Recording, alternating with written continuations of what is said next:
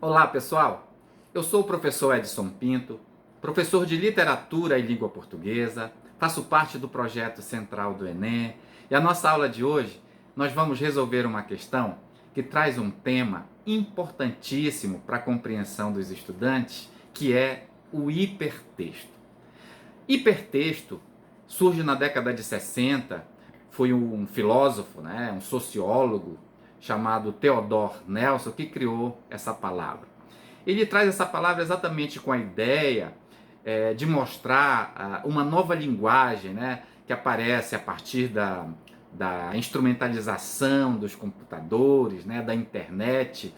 E essa linguagem que envolve a leitura e a escrita, nós vamos chamar de não linear. O hipertexto é uma leitura, é uma escrita não linear. E o que significa não linear? Para entender, primeiro eu vou te dar um exemplo do que é a leitura linear.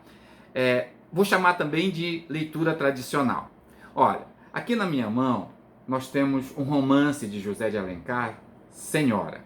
Quem já leu conhece a história. Mas imagine o seguinte: você nunca leu esse texto e hoje resolveu, folhear, saber o que aconteceu nessa história. Mas eu estou cansado, eu não quero ler do início. Eu vou ler, eu peguei aqui a terceira parte chamada A Posse. Me diga uma coisa, eu vou ler A Posse, a história do Fernando Seixas, e eu vou entender na sua totalidade o romance apenas lendo a terceira parte? Claro que não. Porque o romance, os contos, as novelas são tipos literários que são escritos dentro da linearidade, ou seja, início, meio e fim. Existe uma cronologia, existe uma ordem a ser seguida.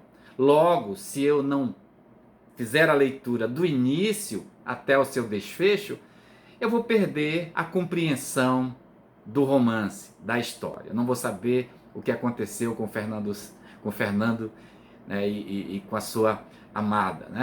Muito bem. E ele traz essa ideia inversa. Ele tira esse conceito de linearidade. Outra coisa importante, foi na década de 60 que o Theodor trouxe essa palavra dentro da informática, então significa dizer que não é muito novo, O termo não é novo. Quer dizer, já existia também no papel. Vou te dar um outro exemplo agora de não linearidade. Os dicionários. Estou aqui com o pai, o Aurélio, e vou ler o verbete aqui que chama hipertexto. Olha o que diz. Substantivo masculino, tecnologia no computador, documento com texto, figuras, etc., que permite acesso direto a outros documentos ou figuras com um simples clicar no mouse. Então, o verbete aqui já me leva à informação, mas o verbete seguinte já diz outra coisa, outro texto já me leva a outra informação. Então, no papel, um bom exemplo de não linearidade são os dicionários. E como é que isso aparece hoje? Olha só, imagina o seguinte, você vai fazer uma pesquisa, você tem um assunto a ser estudado, e aí você liga o seu computador, abre a primeira tela, e aí você abre a segunda tela, de repente aparece uma informação aqui no canto, você já linka com outro, com outros links, e veja, isso tudo simultaneamente. E qual é a diferença entre o romance, do nosso exemplo, e essa forma aqui de escrita e leitura em que eu vou linkando vários textos que vão aparecendo, que eu vou procurando? A diferença é exatamente a não linearidade, quer dizer, o leitor, o escritor, ele passa a ser cúmplice. O Alencar escreveu o romance e cabe ao leitor tirar a partir da leitura, as suas conclusões. Aqui não, os textos existem, no entanto, eu tenho a liberdade, ou seja, eu vou me tornar uma espécie de coautor de textos que já existem. Então, o hipertexto é essa gama de links, né? Essa gama de várias informações simultâneas, as janelas que nós vamos abrindo, quando você percebe, você já está no emaranhado de informações aqui, né? É muito mais rápido, a forma como você acessa essas informações. E vai criando essa forma, né, que o Theodore chamou lá na década de 60 de hipertexto. Vamos ler uma questão e tirar as nossas conclusões do conceito de hipertexto. Vamos lá? Vamos resolver uma questão do Enem do ano de 2011 que trata do assunto. O hipertexto refere-se à escritura eletrônica não sequencial e não linear, que se bifurca e permite ao leitor o acesso a um número praticamente ilimitado de outros textos a partir de escolhas locais e sucessivas, em tempo real. Assim, o leitor tem condições de definir interativamente o fluxo de sua leitura a partir de assuntos tratados no texto, sem se prender a uma sequência fixa ou a tópicos estabelecidos por um autor. Trata-se de uma forma de estruturação textual que faz do leitor simultaneamente coautor do texto final.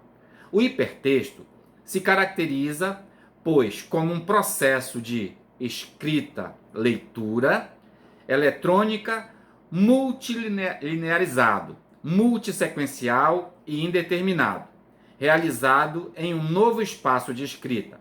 Assim, ao permitir vários níveis de tratamento de um tema, o hipertexto oferece a possibilidade de múltiplos graus de profundidade, simultaneamente, já que não tem sequência definida, mas liga textos não necessariamente correlacionados.